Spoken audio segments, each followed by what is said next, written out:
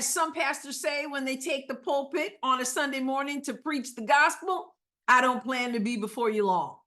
I just want to point out the breaking news. The Olympic team roster for the USA women's team is out.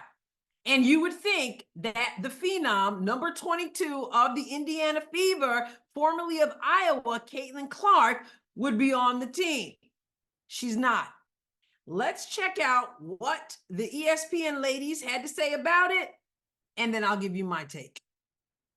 Caitlin Clark not making the Olympic team despite leading all rookies in points and assists. So what are your thoughts on that? Yeah, obviously broken news. I've got to look at the roster to see who they picked to be on the team, but I would imagine they leaned on veterans. And while Caitlin has had an incredible season, I don't know if there's going to be a rookie on this roster. So when we look here, the biggest thing is, and I know the U.S. Women's National Team, they want players that they feel like, again, it's a committee decision, that they feel like can contribute. And the one thing that comes to my mind, while Caitlin has had an incredible season, FIBA rules are a little bit more flexible than WNBA rules when it comes to physicality. The physicality of Olympic basketball, the physicality of FIBA basketball is taken to an entirely new level. Just looking at that roster right away, looks like they leaned into veterans and veteran experience and efficiency when it comes to scoring. So that's my quick take on it, but I've got to dive deep into it. Yeah, we know that Caitlin Clark is a great player and she will probably be great in the WNBA, but just like you said, the veterans, you know what you're going to get on that team. And you know what else we know? We know Caitlin will have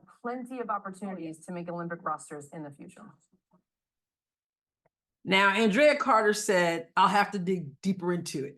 Reason why she has to dig deeper into it is because she can't come up with any other reason other than, I guess they went with veterans, number one, because if it weren't news that Caitlin Clark is not on that team, they wouldn't be talking about it, okay? They wouldn't be saying this is breaking news. Obviously, the expectation is someone with that talent would be on the team.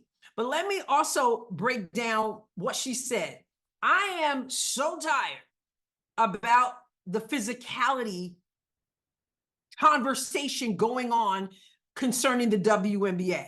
FIBA rules are different. There's more physicality.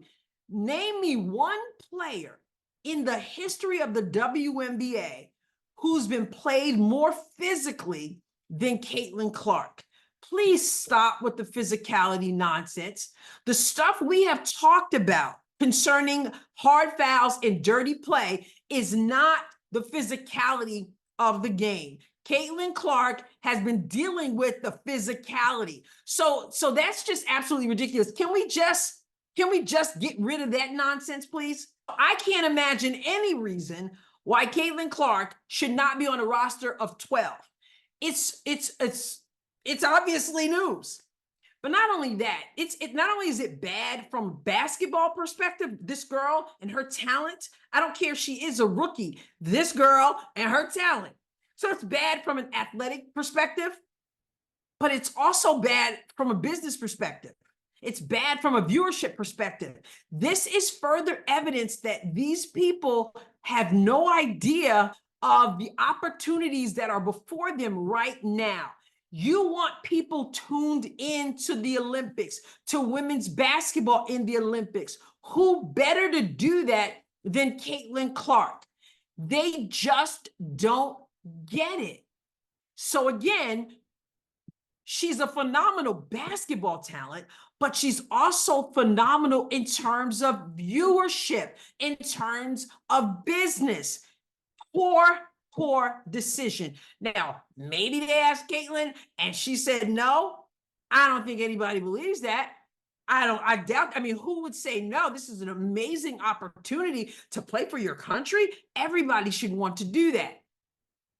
But she's not on the team. Now, unless I hear her say, I chose not to be on the team, I'm not going to believe that. Poor decision, poor mistake. They don't get it. Let me know what you think.